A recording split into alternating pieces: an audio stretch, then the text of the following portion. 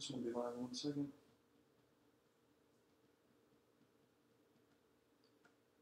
Okay, I guess.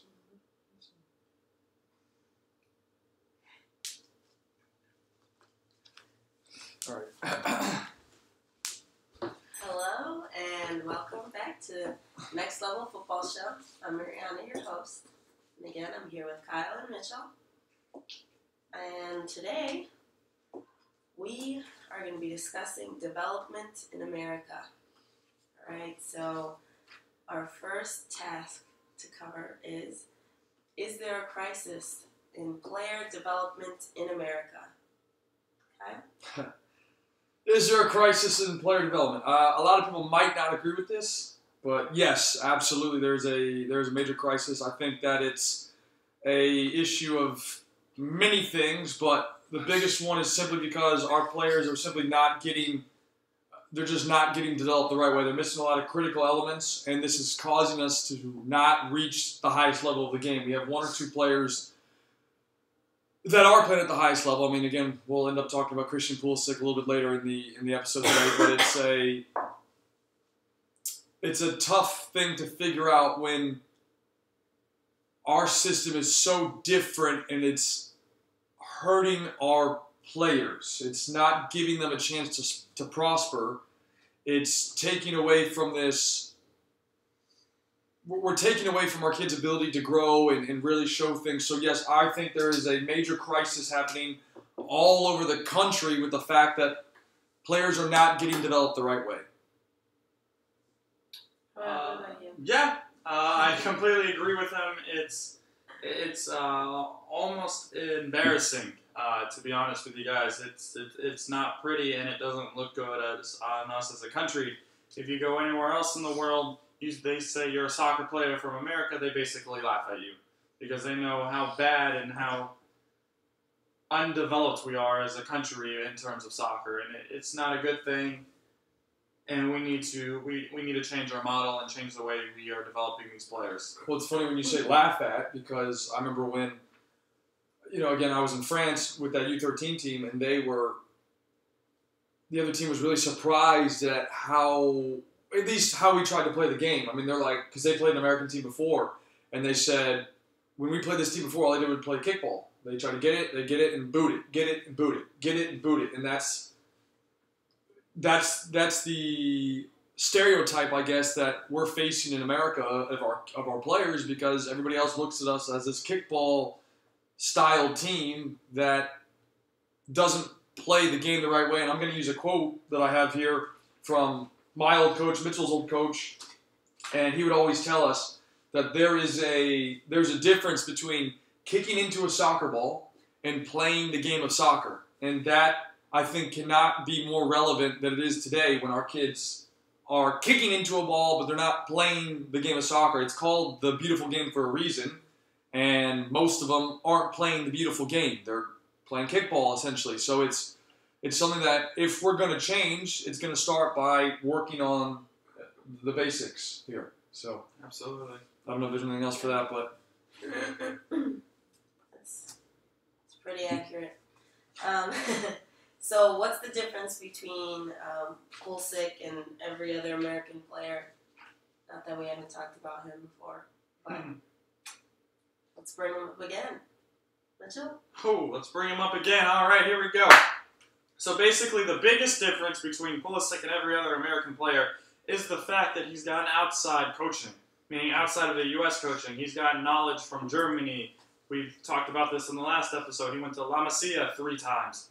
No other American player has ever gotten that. Ever. I don't know one American player that's ever gone to La Masia 3 times and tried to play in Barcelona or has played for the Dortmund Academy.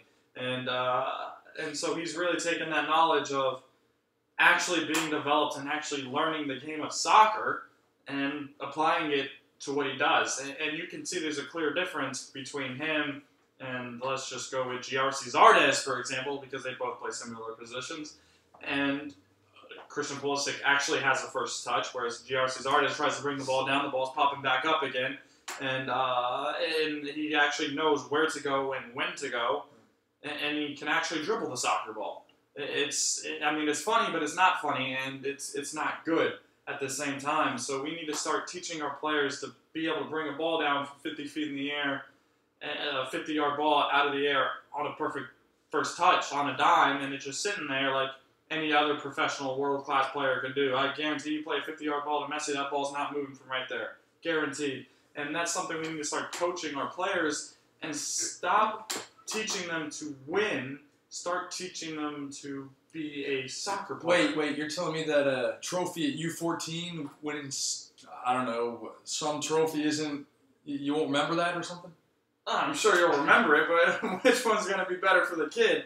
Being able to bring that ball down 50 feet out of the air or winning some little trophy that may not be the most important trophy ever. Well, I was going to just say it's like, I see a lot of things where players, like Mitchell's saying, aren't just, their level's not there, they can't control the ball.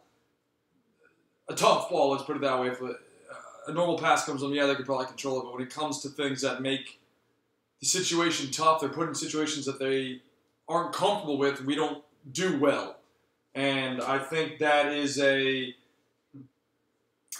comes because the type of environment that our kids are in, it's not strong enough. And then we're focusing on all these tournaments or games, and we're focused on the winning aspect instead of the development aspect, where kids are going to get better and then they can start winning. And I think that's a big miss in our country, that we're so focused on, we go to this tournament, we go to that tournament, we play in this league, we got to win this league, we got to win this tournament.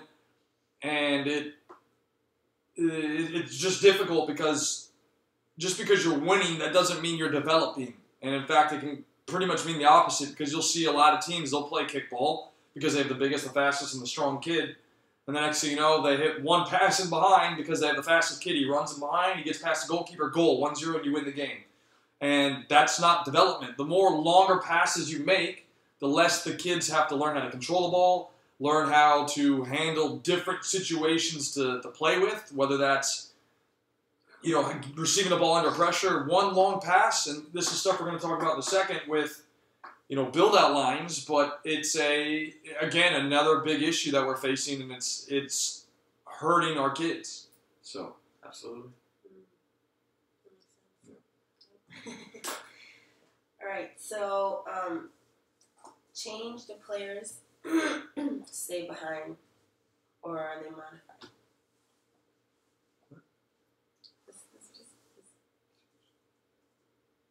Oh, sorry. Why are we not developing top players? So, top players. Again, it starts with the system. Our system is, in my opinion, out of whack. It's not set up for us to be successful as a country, to become a top, to be a top football, soccer country, whatever you want to call it. And one of the big issues that I have with it is this build-out line that we have. And I get the idea. I could see why somebody would want to implement it, but it's not implemented the right way. I mean, we're talking about this line, and maybe not everybody's familiar with it, but this line that is set there to allow our players to receive the ball out of pressure and then try and play from there. But the problem with this line is most teams will sit 3 or 4 players right on that line waiting for that player to touch the ball.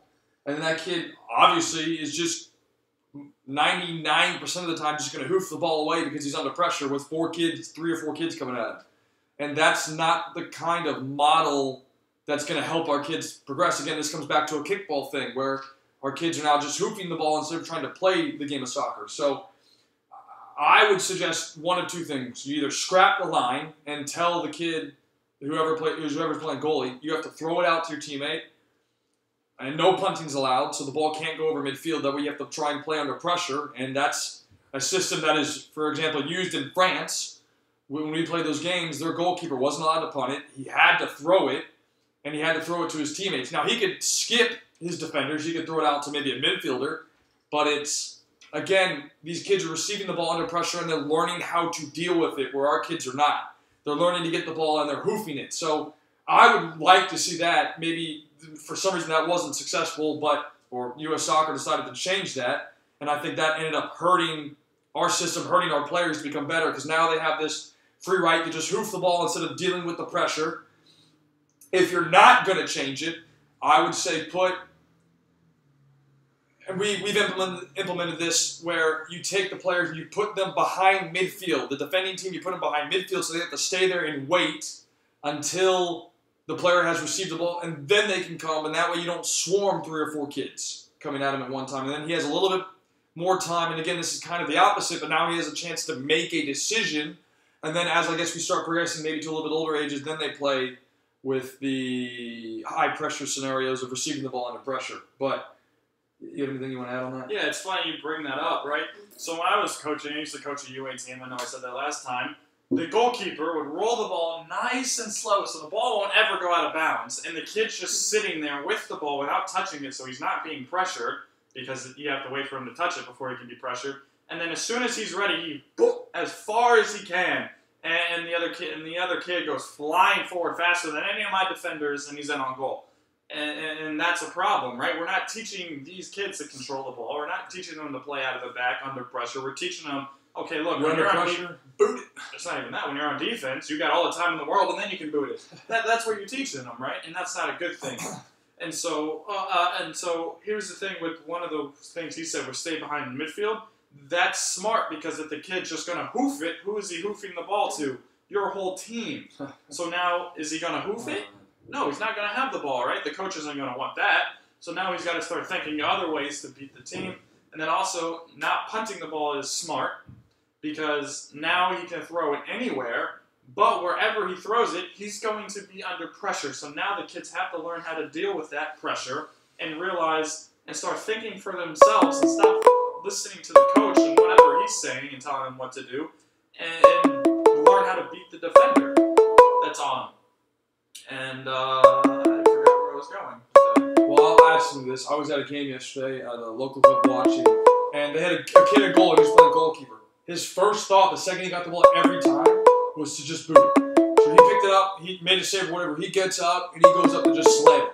I went up to him and I said, look, we don't want to have this happen. Don't just slam it. Take your time. You're playing goalkeeper. You have 6 seconds to play the ball. And we're talking again, this is it was a U9 team. And the kid's sitting there, he's got the ball in his hands. Immediately, he makes the save, he gets up, and he goes, and he boots it 3 times, and punts it. Right, down the field, long ball like we're talking about. And so after that, it was a water break. I walked up to him, and I said, hey, let's not do that anymore. Let's put the ball down, throw it to your teammate, and let's try and play from there, because that's, again, is telling our kids, we're going to learn how to play the ball, and we're going to learn how to play with pressure. So we actually eliminated the build-out line in that game. There wasn't any build-out line, and they had to deal with the pressure. So that's, I think, why the kid was punting the ball, because he saw his teammates were under pressure. So instead of them having to deal with the pressure, he just booted it to the other team, unfortunately, instead of trying to play the beautiful game of soccer. And I think that... Well, it's funny you bring that up, right? Because a normal American coach, if the defense is under pressure, what is he telling the team to do? Poof, boot it. Poof, poof. But if you watch any pro game in Europe, let's look at Manchester City, for example. They were playing, who did they win? They won 7-1. I forget who they were playing. I want to say Burnley or something like that. I don't think it was actually Burnley, but it was something like that. Stoke, there it was. They're pinging the ball across their own 18-yard box. They're going back and forth with it. Could you imagine that happening in America? Could you imagine what the coach would be doing? He'd be screaming his butt off, telling him to get it out of there because, well, what if they lose the ball? They're going to go score. But at the same time, they're not going to learn what's good and bad if they're not able to play with the ball whenever they get it, right? And another thing he brought up that I wanted to add is the rushing to kick it. There was a goalkeeper I once worked with who's now playing at the DA. Whenever he first got to my team, all he wanted to do was straight away. I'm like, what? Slow down. What are you doing? You're just giving the ball back to the other team, and it's coming right back to you because we only got 1 player versus 4. What are you doing? Relax. And so the second he did that, our team got up. We started playing out of the back. This was a U13 team, by the way. This was a year ago almost. And we started playing out of the back, and we moved the ball forward. But it's funny you say that because every American coach is telling the goalkeeper when he gets the ball to hoof, hoof, hoof. And what is it doing when it hoofs? It's coming right back. And why? Why would you want the ball to come right back to you? As a goalkeeper, when I played, I didn't want the ball down here. I wanted the ball over there. I didn't want to touch it. That's not what you want to do as a keeper. You don't want to have to make a save. You just want to sit there and hope and let your team score. So it's kind of bad that we're teaching our kids just hoof, hoof, hoof. Well, and I'll give you another thing. I had a lady call me, a week or so ago, and she was complaining to me because her kid was playing. She was playing for this team before, or her kid was playing for this team before, and I'm trying to put the pieces together on this. The team was doing really well in terms of results. The team was getting results. They're winning games, but the parent wasn't happy because the kid wasn't playing soccer. The coach was having them just boot the ball, and all this stuff that her child has been working on to get better is now being thrown out the window because the kid's not playing. So I'm getting a phone call because they're unhappy and they're asking me what they should do. And it's such a difficult situation because it could come down to a problem with organizations that are running these teams. It could come down to a whole bunch of things from the system again. There seems to not be a good structure coming through where people are missing out on the keys to become better. So when this kind of stuff is happening and this kid is now not getting the stuff that they need to become better, it's a huge issue. And then it's just not beneficial to any of our kids when the whole team is being skipped. So when the goalkeeper gets the ball and he just boots it long, and now the ball's on the other side, but it just skipped from the defense to the midfield to the attack, all the way down the other side. All those kids have now missed touching the soccer ball. They have missed those parts of learning how to deal with it, learning how to play with it, learning to interact in different situations with other players, learning how to connect passes, learning how to do a whole bunch of stuff. And then I was informed that these individuals didn't take notion of these problems and decided to do nothing about it, of the issue with these coaches. And it's like, when is it going to come back to actually helping the kids? I mean, this is what we do this sport for as organizations, and we do it for why we're offering soccer, or we should be, is for the kids, not for us to win, not for us to get trophies. I mean, obviously it's great when you win, but the focus should be on the kids and their development. When they start developing the right way, that's when you're going to start getting and you're going to start seeing results to become better. Well, I got two things on that. Didn't the mom go to the club about the coach? As far as I was told, but you never know what actually happens. So what did the club come back with that? That the team's winning. So the club, if you just heard, and let me rephrase that for you, the club was focused on the team winning, not the players being developed. And I hope you guys see the problem with that, because that's a serious problem, right? It's not about teams winning when they're U13, when they're U14, U9, U8, U7, U10. It's not about winning at that age. It's about making sure the players are getting developed and getting the right training. Maybe once you start hitting U15, U16, 17, 18, 19, that's really when you want to start winning. But by that time, your players should be developed and you should start winning. Let's go back to my old team, my U13 team. Every team we played was kickball. And I think we lost 2 games simply because they had bigger and stronger kids. Every other game we won at least 3-0. At least. There were some where we won 6-0, 5-0, 7-0, simply because my team was playing the game of soccer. They were spreading out, they were moving the ball, they were running off of it, and they were playing. They were trying to play. I told them, look, I basically told my keepers at U13, no punting. Only in the rare situations did I ever allow them to punt. If they punted the ball, I yelled at them for punting. I wanted to play out of the back and play the game of soccer. And that's what we need to start doing with kids. Now, everywhere. Well, and again, we'll talk about the pros for a second, right? I mean, I love to watch Tottenham play, and you said Man City, but I'm a big fan of Tottenham because they don't spend the same amount of money, and they, almost require their players to play from the back. Now, they do, of course, hit it long, but they're pros. These guys are seasoned professionals that are very good, and I think people that are watching the professional game, they try and relate that back to the kids. Maybe I'm wrong, but they say, oh, well, the professionals booting the ball. Why can't we do it? But the big difference, again, is these players, and Tottenham, I'll use as a reference, are very good players. I mean, you're talking about potentially some of the best players in the world, and if if they're able to play at that level and they're trying to play from the back, I would say 95% of the time, there's a reason for that because it's a philosophy of trying to keep possession of the ball, maintaining possession, and being confident in yourself to play the game of soccer. Well, it's funny you say that. The pros play the ball long, but guess what they're doing when they're playing the ball long? They're actually passing to a teammate when they're doing that. They're good enough where they can hit a 70-yard ball on the dude's chest. Here in America, we don't have a kid who can do that well. You may get an odd kid who can do that. Technique. Yeah. And I mean, there's a few other issues. I mean, how many places have we seen all over the country that kids are getting the fundamentals? They're missing out on that. But then I saw it was like a study by, I believe it was Quick Goal, and they said by the age of 18, players need 2 million touches on the ball. And how many of our kids, I mean, think about it now, when your kids go to a practice, I mean, how many touches are they getting in a practice? I mean, and this is an honest question because it's, when you go to your team practice, you're probably getting, 100 typically from a coach? I mean, and that might be high, it might be low. I mean, it depends on your coach, of course, and what his or her goal is, but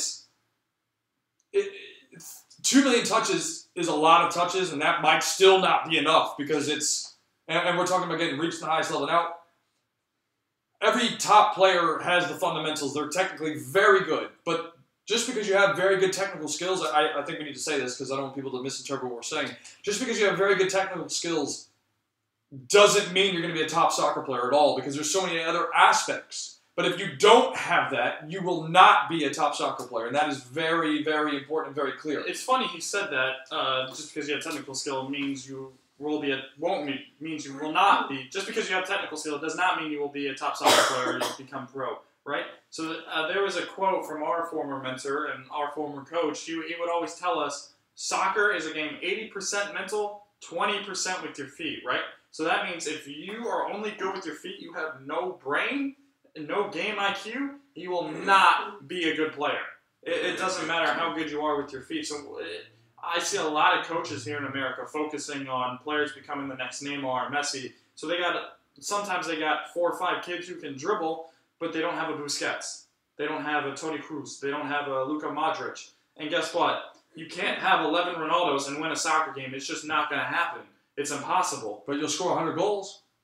You'll get scored on 200 goals. Do you think Ronaldo defends? Yeah, you'll lose. You think Ronaldo defends? No, he doesn't defend. So what happens if you have Ronaldo playing center back? He's going to get scored on, right? So it's one of those things that we need to stop thinking that all these flashy players are the way we need to play. No, you need 1, 2, 3, sure, maybe. But 11? No, absolutely not. You don't need 11. You need your Busquets. You need your Iniestas. You need your PKs. You need your Umtitis. You need your Tostegens. Your Luis Suarez's. Your Rakitich's. Your Dani Alves's. Your Jordi Alba's. You need those players. These kids that can play. You need a team that's going to link up with your Messi, with your Neymar, with your Dembele, with your Pulisic. If you don't have players who can link up with them, those players are useless. I think if Messi didn't have the support he had all throughout Barcelona, meaning his midfield, like his Xavis, his Iniestas, and his Busquets, his career probably would have gone a different path because those players are all phenomenal players who have really helped Messi grow. And I'm not saying Messi's going to be a bad player. Messi will always have been a really good player. But would he have been the same player? That's what I'm questioning. And that's what people need to start understanding is that it takes a Busquets, a Xavi, and an Iniesta to really help a Messi prosper. Well, could you do it at Stoke on a Sunday?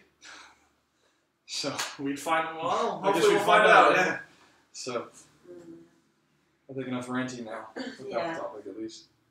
Well, Right. I don't know. There's one more good point we haven't brought up yet.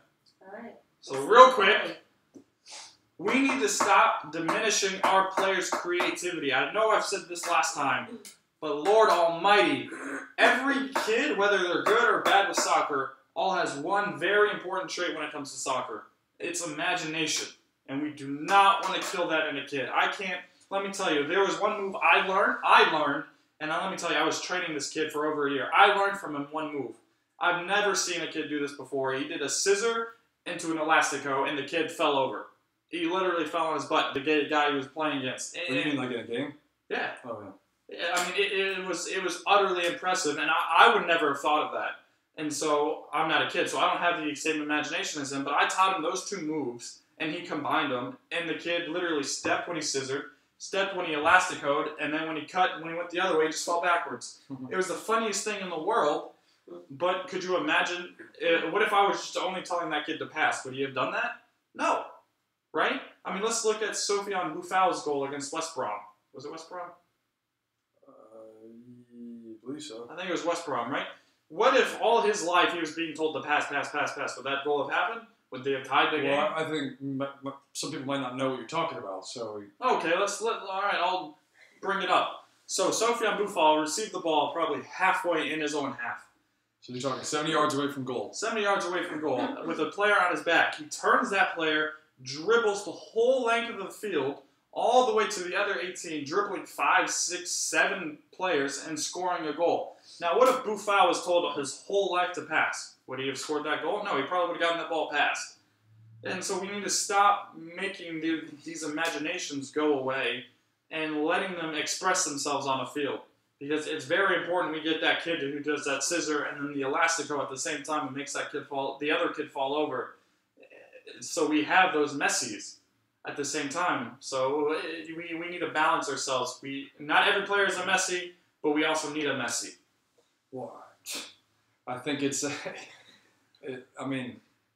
when you look at when kids go into other activities or other arts, so to speak. I mean, soccer's an art, so you'll see kids when they go into painting or when they go into music. I mean, that's another form of art. You wouldn't want to stop them from trying their own thing. It's very similar to soccer, in the fact that we don't want to overcoach our kids and say, hey, don't dribble this kid, don't try and beat him, because when you're constantly howling at a kid to pass or to shoot or to not dribble or to not go past a certain point, or you're essentially stopping that player from honestly thinking, but also reaching their full potential, because now you've literally just cut them to say, hey, don't do this. And they're going to take that and say, oh, but my coach said I can't do this anymore, so I'm going to take that and I'm going to become like this and just stay there.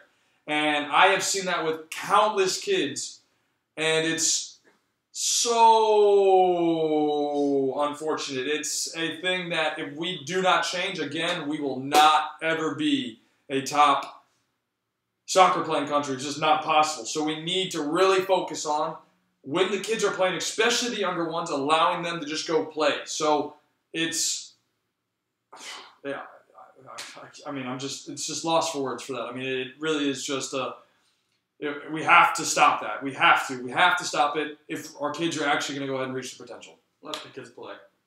They have to be creative. Yeah. Mm-hmm. All right. So, people talk about the pay-to-play system. We talked a little bit about it last time as well, but do we think we should continue it or, change it up a little bit and maybe have pay-to-play up to a certain point? Okay, so I don't know how people understand exactly I'm sure everybody understands what pay-to-play is, but why it hurts us when arguably our best players are the ones, and if you look pretty much anywhere around the world, when the best players are the ones that typically don't have money, they're usually in poverty or close to it, they're the ones that have to fight and scrap to, make something of themselves. I saw a picture of Gabriel Jesus, I think 3 or 4 years ago. He was painting houses on the side of Brazil. And it's like, we're missing so many of those players because of our system. Yeah, some clubs give scholarships and some things, but it's not frequent enough for our kids to actually be able to make a difference. I mean, the best player I've ever coached, he's now getting close to the age, I think he's a senior in high school now. He might have to leave his current club. They offered him a scholarship, but he doesn't have the funds to be able to travel everywhere to play the games. And it's because he has to stay in hotels, he has to stay here, he has to pay for tournaments. So it's like, this kid who could be phenomenal might not be playing soccer much longer because he's a senior. He's almost out of high school, and he hasn't been looked at the right way to get a chance to go play somewhere. And it's how many more kids are like that? And there's tons of them. And that's the thing that, again, is just stopping us because our pay-to-play system. And it's a little different with the other sports. Obviously, they're pay-to-play. We'll talk about basketball and American football, for example, real quick, that, yes, they have a pay-to-play system. It's similar. But a lot of those, especially in American football, they get recruited through high school sports. And the pay-to-play system through high school sports, if there is one, is a lot less than when we're talking about soccer pay-to-play. Because soccer pay-to-play, you're talking probably at least just for a year, a couple $1,000s, regardless of how much you pay for your club fees. You're talking about travel fees. You're talking about hotel fees, whatever you have to do, tournament fees, and it's food. The whole thing just really adds up. And some clubs, even just their membership fee to be a part of a team is really high. And that, again, is detrimental to the players that can't afford it. And even if you offer one kid a scholarship, what about the other 10 or 15 that need one? So and a lot of teams or a lot of clubs will offer like a scholarship per team. But what if you have 3 or 4 kids that need one on that one team? It's like, well, what do we do now? And that's a huge dilemma that we're facing here because our best players are being missed out. Maybe they're going to basketball, maybe they're going to football, or they're just playing soccer, but then, like that one example I gave you, he might have to stop playing because he doesn't have somewhere to go play anymore, and he won't have somewhere to go play anymore in the near future, and that's going to be such a waste of talent. So, actually, before you go, that happened in my high school. There was a phenomenal soccer player, and he ended up going to college to play American football because they just had him as a kicker. And he went on to being a super great football player as well, but he had to stop playing soccer because there was no, he didn't have any help in the soccer world for him to keep growing as a soccer player. So he had to become a football player. So, yeah, Mitchell? Well, look, the pay-to-play system, in my opinion, is just an idiotic system to have. To be quite frank with you guys, it's not smart, and it's not going to help develop the kids that need it the most, right? Sure, it'll help develop the kids who's got parents who have made good money. That could happen, absolutely, if they go to the right coach. But what about the kids whose parents are working 24/7 just to make ends meet, right? Is that going to help them? No, it's hurting them, as he's just previously discussed about that one kid. And there's another kid who graduated a year ago now who's now waiting tables, and the kid was phenomenal. The kid was really good. He could probably take the place of Giarcy Zardes easily, but instead he's now waiting tables because his parents didn't have the funds to help him. Well, he also didn't have the knowledge of how to get somewhere. Or he didn't have the knowledge, and that's the problem, right? So we're not helping these kids who need it the most. We're just helping the kids who may not necessarily need it the most. And not that we shouldn't help the kids who have parents who have made good money. It's not that we shouldn't help them. We should help them too. But we need to help everyone. We need to combine them and really to see the best performance from the U.S. soccer. And making each kid pay to be on a team is not the way to do it. It's just not the way. That means we're looking at a different system, which is used around the world, and this will hopefully help clarify everything, is compensation for formation. So essentially what this means is the club will take players in for free, or the smaller clubs around Europe, for example, there might have to be small fees that are paid for, like the uniforms or something. But it's now used where the players are coming through basically for free. They don't have to pay anything. This goes to all players, whether they come from a wealthy family or not. And then if those players become professionals and or when they become professionals, when they're sold, the club will then sell them for a transfer fee, which means the club will make money off that player, and the player will sign a professional contract or whatever. And then when he signs on that contract, the club will then get compensation for formation, which is a fee involved based on the amount of years that a player is trained in your academy. So if we look at a player, and the number or the years somewhat changed. The last time I remember looking these numbers up, because I actually did a report on this, it was from 12 to 23 is what they consider a footballing education. This is found on FIFA's website. So if players between the ages of that time are in a professional academy or a youth academy, whatever it is, and they get developed. They become a professional player. This club invested their money in these kids. It's not through the parents. The parents don't have to pay for it. And again, if they do, it's very minimal. These kids now sign a professional contract with their club that they were developed in. When they get signed, when they get bought by another team, they become transferred to this new team. Their original club or any club that played a time in their development will get compensation for it. So that's why it's called compensation for formation, because these kids are now getting developed in the system for free at the expense of the club. When the players are now developed, the money will come back to the club through compensation of formation or for formation. And I just want to clarify, that is not a pay-to-play system. In case you have saw that elsewhere and someone told you that. It is not a pay-to-play.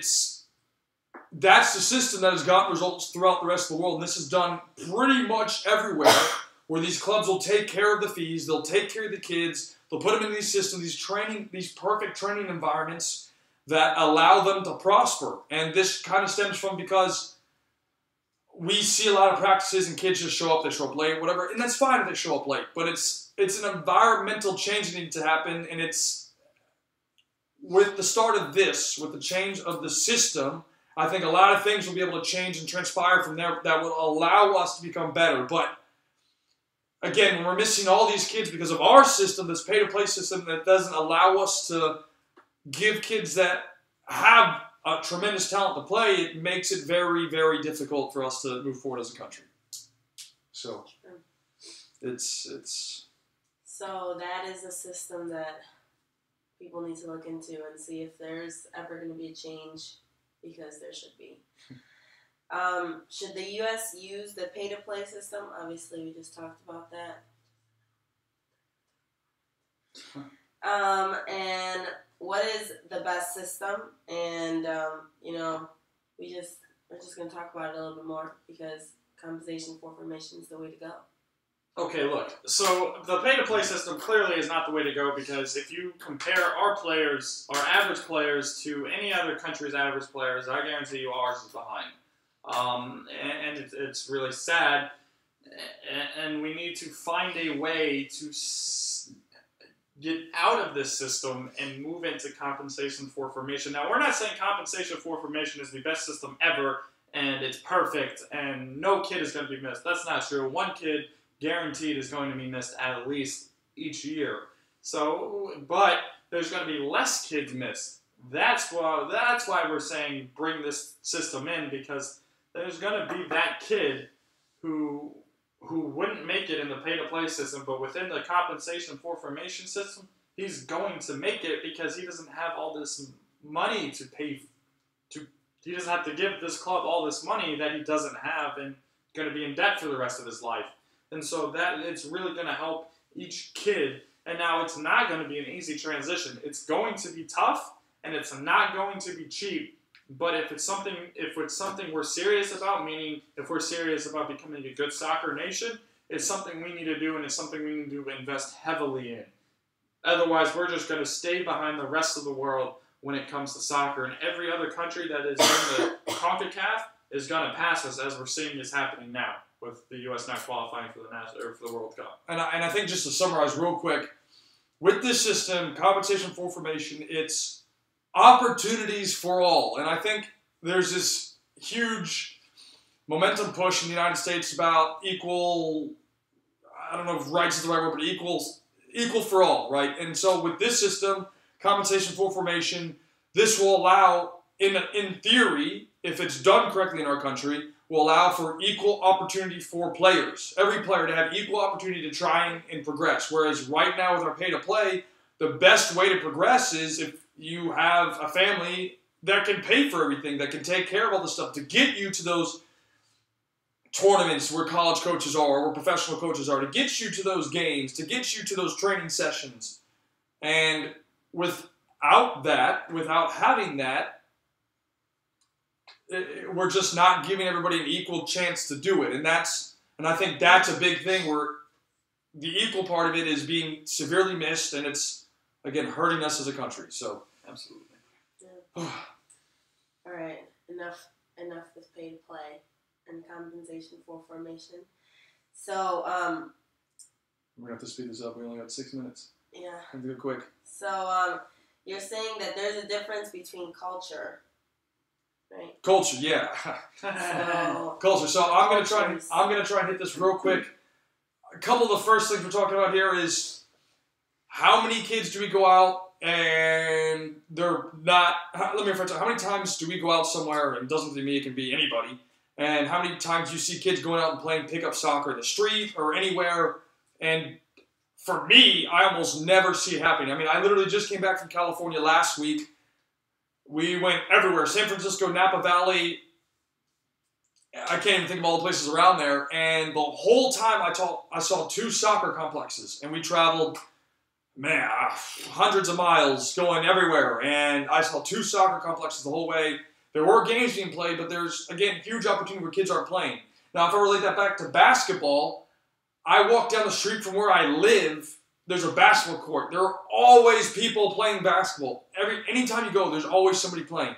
I used to do sessions out there at 6:30 in the morning, and there would be kids going out there before school practicing basketball. They're getting shots in. They're playing 1v1. They're doing whatever, but they're out there playing, and that's, again, something that we're not having. And then this kind of comes back to the same thing. We have a lack of a space to play, but a big thing over there in Europe or anywhere else is football, soccer, is life. It's a way of life for everybody else. It is essentially the #1 sport anywhere else in the world. Now, there might be some places that don't have it, not don't have it, but it isn't the #1 sport. But over here, we have, soccer's what, number 5 in terms of being a top sport. I mean, you got American football, basketball, baseball, hockey. I mean, you got NASCAR, you got tennis, but I mean, there's all these other prevalent sports, and it's a cultural thing where kids are getting diversified. And it's not necessarily a bad thing. Like, I think basketball and soccer can relate to each other, but it's when there's so many different things, the focus goes away from the kids going to play soccer. They're not playing pickup soccer. They're not playing soccer. They don't have this mindset of playing soccer, and it's a big, big difference. So, and real quick, I'm going to touch on one thing he hasn't touched on is the training environments, right? We went over to Olympic Lyon almost a year ago now, and we were there learning from their coaches. And here's the thing. Once you walked, you couldn't even walk into their facility, their youth academy. You couldn't walk in. There was a gate, and you had to have the access code, which only the players had. The parents couldn't walk in. There were no parents watching the practices, no parents anywhere near it. They dropped their kid off and left. And sometimes on the older age groups, they have dorms for them, so there are no parent involvement whatsoever. And that's something that is a huge problem in America. And I'm sorry, parents, but it is parent involvement. Right? I can't tell you how many times I've heard a parent on the sideline screaming, pass, shoot, some. Let the kid think for himself. Let the kid be himself. He's his own human. He's his own person. If we're just going to sit there and coddle our kid for his whole life, he's not going to know how to live his life on his own. He's going to need someone there by his side. So we need to let him explore, or her, because they did have females there too. We need to let them explore their own and be their own person and stop trying to baby them when they're 16, 17, 18. And I think people, they might not understand exactly what this means. So it's like, we need to, like, I'll give you an example. I had a session this morning at 6:30. I had 3 very good kids that I've been working with for a long time, and Mitchell as well. And I did a 1v1 game. I set up a gate here, and another 8 yards away, another gate. So it was a 2-goal game, 1v1. I said, okay, I gave them the rules of the game. This is how you're going to play it. This is how you score. They had to dribble through the gate to score. They couldn't pass it through. And I said, you guys are going to play. I'm not going to tell you anything. I'm not going to tell you what to do, how to do it, nothing. I kept my mouth shut the whole time. I let these kids play. And after the game finished, or whatever the situation was, maybe the ball went out of balance, then I would offer a suggestion and say, well, did you see how this was here, or this was like this? And that, again, is something that we're not having, where parents, or not even parents, it's anybody, is telling their kid, dribble left, cut right, pass to John, pass to Jake, shoot. And you're taking away this kid, again, comes back to freedom, allowing these kids to free and just play the game. So, and it's not even just training, it's life. When I was over in France, living in France for 3 months, the kids were out by themselves, whether they were 8, 9, 10, they were out They said, "Mom, I'm leaving," and left, and they went to go play football by themselves. They didn't have the parent walk them. They didn't have the parent drive them. They're out on themselves, so it's the whole way of life. Well, they also have courts so much closer over there. Yeah, There's courts everywhere, right. so you can go down the street. Like, the kid's not even walking far. Here, you have to walk, maybe a You mile. have to drive. You have to drive to get there. So, let's, So, go ahead. all right. Well, do you think there's a lack of understanding for how football works in the United States? Yes is the answer to that question. Yes, yes, yes. There's people who, for whatever reason, not everyone, there are some people who understand. A lot of people in America don't quite understand what their kid or what a player needs to be developed and to be a good soccer player. Just because your team is winning 6-7-0 right now doesn't mean your kid is a good player. Doesn't mean that team's a good team.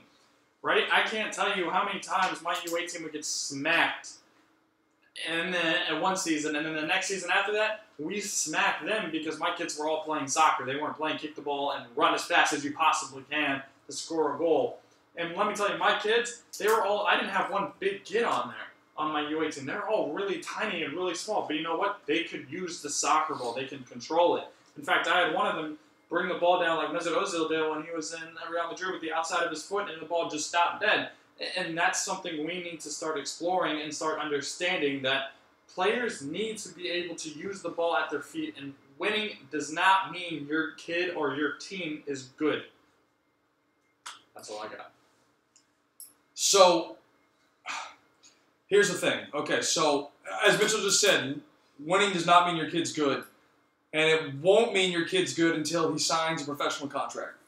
And that's kind of the honest thing about it, because you'll see a lot of kids that are really good. They get a lot of rave early on when they're 12, 13. Maybe they play for a U.S. national team or something, or they're playing at a high level. And then they drop off because they get caught up by other kids who are actually developing. So we need to look at this as, if your player, if your son or daughter is going to become a very good soccer player, they need to touch the soccer ball first and foremost. So, again, look at the practices that you have. How many touches is your 9-year-old, is your 8-year-old, is your 7, is your 10, 11, 12-year-old getting? Because, honestly, especially at that age, they need to probably get at least, and this is the bare minimum for me, I would say, 500 touches of practice, at least. And I'm talking just about the technical part. I'm not even talking about when they get to the game part yet, because they need to learn how the soccer ball works, how it moves, what directions it goes in when they take a touch this way, how it moves when you shoot it this way. I mean, there's so many different things that they need to learn how it works. And how many of us, as parents, players, coaches, whatever, we go to our practices and we're not giving the kids the chance to do that. And they go to practice and they're scrimmaging the whole time. Or they're going to practice and they're doing, 9-year-olds are doing a lot of sprints. Or they're standing and waiting in a minute and a half lines before they start again. Like I saw a practice a week ago where there was a line of 9 players. And so the kids are just sitting talking to each other in line because there's nothing better to do. They're just waiting their turn to go. So it's like, can we eliminate the lines? Can we eliminate the standing? Can we eliminate the lectures? Can we get them on the ball, start playing, start touching it, start learning what to do, how to do it, why to do it, and that's going to be something that we need to solve quickly. So. All right. What is your opinion on youth soccer tournaments in America? Look, I like tournaments. I think tournaments are a cool experience. Like we took a team to the World Futsal Championships, which is a big tournament, big futsal tournament. So I'm not necessarily opposed to tournaments, but I think there needs to be a structure on them to say, okay, because the thing we have to remember is these tournaments are high-pressure environments, typically, because you lose, you go home, coach is going to get upset, mom and dad might get upset, and we don't want pressure for the kids. We want to take away the pressure. So if we do tournaments every so often, there's a little bit less pressure, because once kids start feeling pressure and they take away the fun, they're not going to want to play. And that's the thing that happens is kids, when they go to a tournament, they lose. Maybe they get berated by their coach, or maybe they don't. But if they lost that because now they're not going to the semifinals or even the finals, they're not going to want to keep playing soccer. They're going to want to go do something else because they lost. Now they feel like a loser. Now you might even have that with the league game, but the difference is, for these tournaments, you're paying to go there. You have to deal with the pressure, and you have to, and it's tough for the kids. And a lot of teams will play a lot of tournaments, and on the younger kids, it can make it very tough. So. And look, real quick, there's nothing wrong with tournaments, but we need to change the system, right? So we're putting 2-3 games in a day for these kids, and they're just getting burned out. We need to make it so it's one game this week, one game next week, one game so on and so forth. That's what we need to do with our soccer tournaments. So, last thing, real quick, guys, we want to offer some of the insight that we have, and just some things that we think that could really help real quick. One is we feel like every soccer club should have an adult team that these kids can look up to. That way that even if they don't go to college right away, they can go play for this team and then have an environment that will allow them to hopefully get seen again, maybe get picked up by a college, or get a chance to maybe sign a professional contract or something. That's something that we're missing. This really needs to happen. That's the first thing. But this one really needs to happen is the alignment of clubs focusing on the development of soccer players, not just winning. Focusing on the development of the kids, making them better people, making them better soccer players to help them potentially prosper, to get to college, to get to the next level, to get to professional, whatever it is, and that's something that we're missing. And the final thing, and this really drives me nuts, we have to improve our coaching education. We have to. I remember I took a coaching course, and there are a lot of parent coaches, and the focus wasn't on what these coaches need to learn to help improve their 9-year-old, their 10-year-old kid, their 11-year-old kid. It was focused on how to do things that are irrelevant to that age group. So can we focus on the right things that are needed for these kids to become better? And that's going to hopefully solve the education problem that we're having and hopefully solve our player development crisis that we feel we're facing. Essentially, the coaching courses were teaching the coaches how to fill out a piece of paper and not how to coach a player. That's what we need to change. So, guys, that's all the time we have for the show. We have to finish up today early. I guess really not early, but we have to finish up the show today.